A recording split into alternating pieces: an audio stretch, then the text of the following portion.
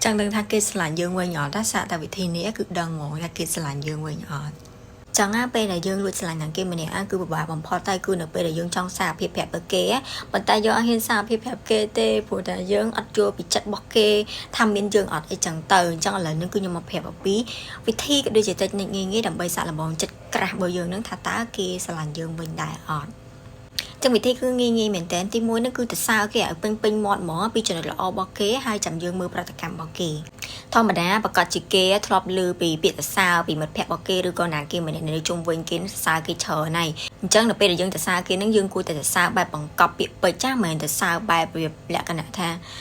លះយកហ្មងរបៀបថាយើងទៅសាបែបលះអារម្មណ៍ស្នេហ៍អញ្ចឹងណាដូចជាយើងអត់ដឹងទេថាណាគេមានសំណាងបានគេជាគូអីចឹងទៅ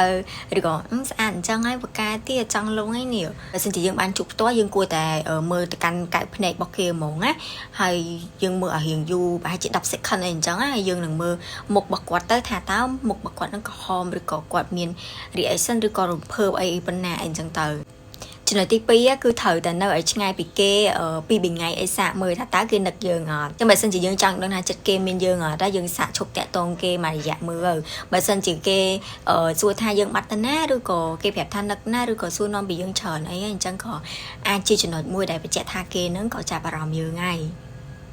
ចំណុចទី3គឺឆាតទៅគេបែបកំប្លុកកំប្លែងឌឺដងពេលឆាតជាមួយគេម្ដងយល់ល្អយើងបែបហៀបហួបរឿងហៅអីកំសត់ប្រាប់គេច្រើនអីពេកទេយើងឆាតបែបកំប្លែងនិយាយធ្វើដូចសង្សារគេខ្លាញ់និយាយ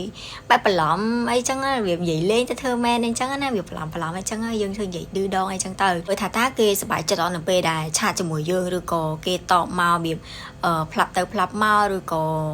សូវចង់លេងមួយយើងឬក៏អីចឹងណាតែបើថាឃើញថាគេរីករាយជាងមុនឬក៏មានអារម្មណ៍ថាគេអាសាឆាតមករកយើងមុនអីអញ្ចឹងណាអញ្ចឹងអាចថាគេប្រកាសជាលងស្នេហ៍យើងបដាហើយចំណុចទី4ណាគឺបើសិនជាមានឱកាសយើងគួរតែណាត់ជួបគេវាថាញ៉ាំអី2នាក់អីអញ្ចឹងហើយម្លងពេលហ្នឹងគឺយើងមានឱកាសខ្លាំងមែនតើធ្វើមិនយកចិត្តដាក់លើគេអាណាណៃតែម្ដងអាចថាយើងណាត់គេក្នុងនាមជាមិត្តភក្តិក៏បានដែរតែបើសិនជាពេលបានសម្រេចហើយយើងគួរតែយកចិត្តទុកដាក់ទៅលើគេមិនថាតាំងពីចាប់មហូបជូតកៅជូតចានអីនិយាយទៅគឺបង្ហាញប្រាប់គេតែម្ដងយើងគ្រាន់តែយើងបាច់និយាយទេហើយពិសេសគឺបាញ់កៅភ្នែកដាក់គេឲ្យចំបែបវាថាអញញឹមវាមើលទៅកៅភ្នែកសតុនណាហើយចាំមើលថាគេប្រែប្រួលទាំងមុខអត់ទី5គឺទិញកាដូឲ្យគេទិញទួយអីចឹងទៅហើយយើងចាំមើលតាមដាននៅក្នុង story ឬក៏ timeline របស់គេថាតើគេមានផុសអីតាក់ទងជាមួយនឹងកាដូរបស់យើងតែអត់បើសិនជាគេផុសពីកាដូរបស់យើងតែលក្ខណៈថាបែបបិទបាំងឬក៏ private អត់មានប្រាប់បង្ហាញអីកាដូរបស់ណាគេចឹងមានន័យថាគេអាចនឹងចាប់អារម្មណ៍យើងដែរប៉ុន្តែគ្រាន់តែថាគេអត់ទាន់ឃើញថាយើងសារភាពអីឬក៏ប្រាប់អីដល់គេចឹងក៏គេមិនតហ៊ានបង្ហាញអីចឹងទៅតែចំណុចមួយហ្នឹងក៏បង្ហាញថាគេអាចនឹងចាប់អារម្មណ៍អ្នកទាំងអស់គ្នាហើយអញ្ចឹងបើសិនជាក្រាស់អ្នកទាំងអស់គ្នាមានចំណុចទាំងអស់ហ្នឹងប្រកាសថាអ្នកទាំងអស់គ្នាក្រាស់អ្នកទាំងអស់គ្នាគឺប្រកាសជាចាប់អារម្មណ៍ក្រាស់អស់គ្នាដែរហើយអញ្ចឹងកុំទុកយូរអីសារភាពពពទៅគឺប្រកាសជាឆាប់បានខ្លះជាគូសង្សារស្នេហាសាសងគ្នាអានតែពពអញ្ចឹងណាកុំនៅយូរពេកនិយាយទៅកុំនៅ single យូរពេកខ្លះហានទៅឆាប់បានគូគេ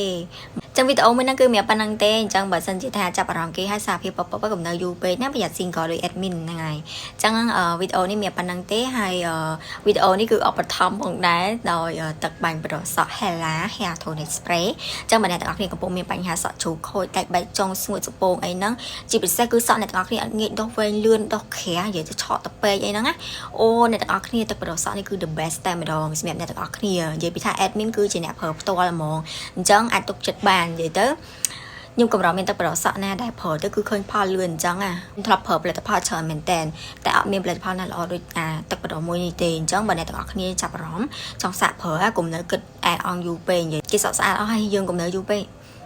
ជាភាសាចង់បានសក់វែងលឿនណាគឺប្រើជាប្រចាំថ្ងៃហើយឲ្យទៀងទាត់គឺថាដល់វែងលឿនខ្លាំងមែនតើហើយបើសិនជាអ្នកទាំងអស់គ្នាកំពុងមានបញ្ហាសក់ហើយចង់បានសក់ទៅវែងលឿនហ្នឹងគឺអ្នកទាំងអស់គ្នាអាចឆាតទៅកាន់ page របស់ខ្ញុំបានហើយ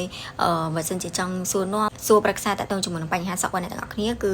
អាចឆាតចូលទៅកាន់ page ខ្ញុំបានខ្ញុំនឹងរៀបរាប់ប្រាប់អ្នកទាំងអស់គ្នាក៏ដូចជារបៀបប្រើប្រាស់ផលិតផលដែលខ្ញុំនឹងណែនាំជូនអ្នកទាំងអស់គ្នាអញ្ចឹងអរគុណច្រើនអ្នកទាំងអស់គ្នាជួបគ្នានៅវីដេអូក្រោយទៀតបាយបាយ